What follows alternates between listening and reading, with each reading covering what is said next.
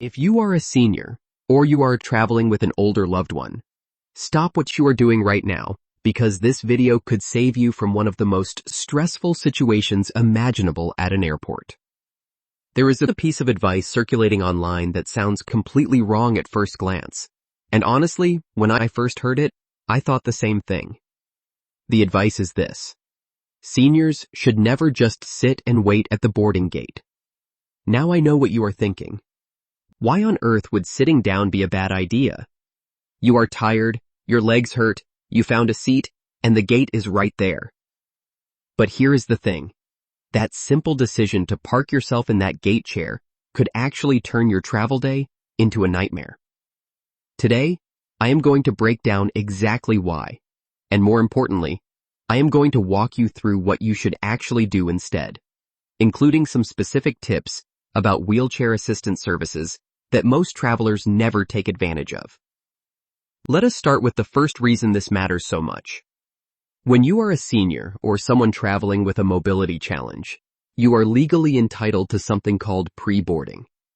This means you get to board the plane before anyone else, before Zone 1, before business class, before families with small children. You go first. This is not a courtesy, it is a right. Airlines are required to offer this. But here is where things go wrong in real-life situations. Anyone who has spent time at a busy airport knows exactly what happens as boarding time approaches. Passengers start crowding around the gate entrance, standing in clusters, blocking the walkways, spilling into the seating area. Some people online affectionately call these folks gate lice, and if you have ever been stuck behind them, you know the frustration. Now imagine you are seated in a standard gate chair somewhere in the middle of that seating area. The noise level is rising. People are shuffling around. The gate agent makes the pre-boarding announcement, and you either cannot hear it clearly, or you hear it, but you now have to physically navigate through a wall of standing passengers and luggage just to reach the podium.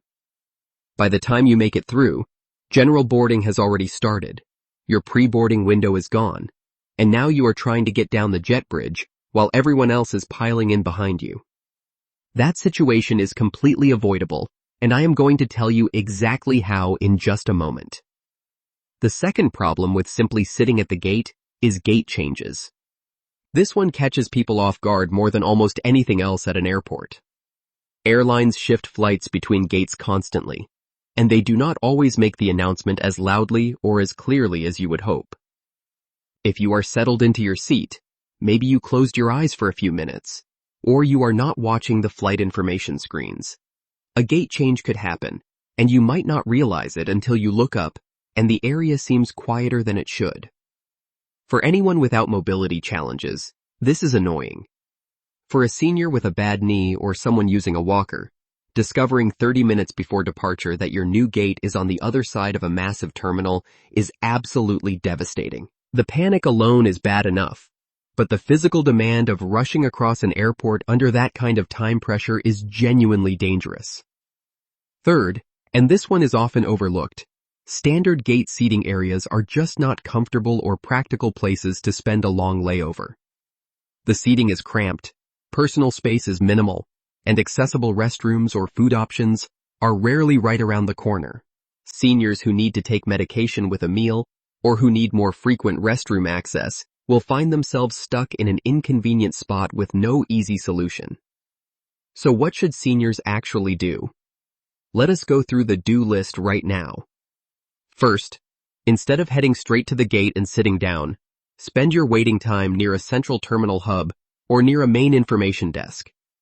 These areas typically have larger flight information screens that are much easier to read, more comfortable seating options, better access to restrooms and food, and you are far better positioned to respond quickly if a gate change happens. You are not abandoning your flight, you are just being strategic about where you wait. Second, and this is the single most powerful thing I can share with you today, please take advantage of airport wheelchair assistance services. This is a completely free service that most seniors do not use nearly enough, and honestly, I think it is because people do not realize how comprehensive it actually is. When you contact your airline at least 48 hours before your flight, you can formally request a wheelchair attendant. This is not just someone who pushes you from point A to point B. These attendants are trained airport staff who know the terminal layout inside out. They will meet you at check-in or even at the curb. They navigate the crowds so you do not have to. They can bypass certain areas and get you through the process faster. They monitor the flight information screens while you are being transported. So if there is a gate change, they will know before you do, and they will reroute accordingly. Most importantly, they will deliver you directly to the boarding agent at exactly the right moment for pre-boarding, ensuring you get on that plane comfortably and without the chaos of the crowded gate area. Now I want to be really specific here because 48 hours is not just a random number. Airlines need time to log the request into their system and communicate it to the ground crew at your departure airport, and sometimes your connecting airport as well.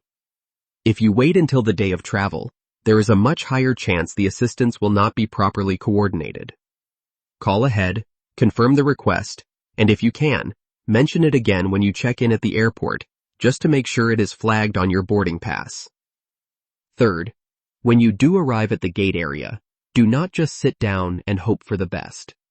Walk directly to the customer service podium at the gate and introduce yourself to the gate agent. Tell them you have a mobility concern and that you would like to be noted for pre-boarding assistance.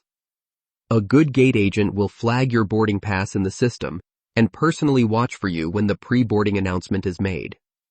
Some agents will even come find you in the seating area when it is time.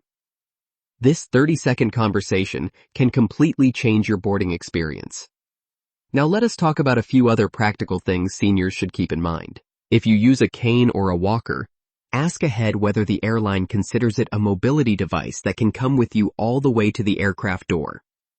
Most airlines accommodate this, but policies vary slightly, so knowing in advance removes a stressful surprise. If you have a connecting flight, request assistance at both legs of the journey when you make the original wheelchair request.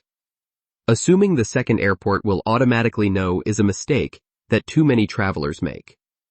Also, do not be shy about asking for an aisle seat or a bulkhead seat when you book.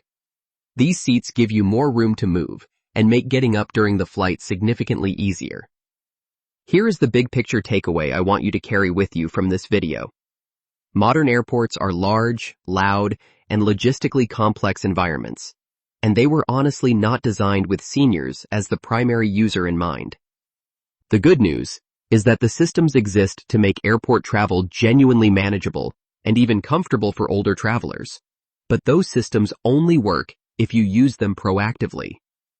Waiting passively at the gate and hoping things work out puts you at the mercy of crowds, noise, and last-minute changes. Being proactive, requesting assistance early, positioning yourself strategically, and communicating your needs to gate agents puts you back in control of your travel experience. If this video helped you, or if you know a senior traveler who needs to hear this, please share it right now.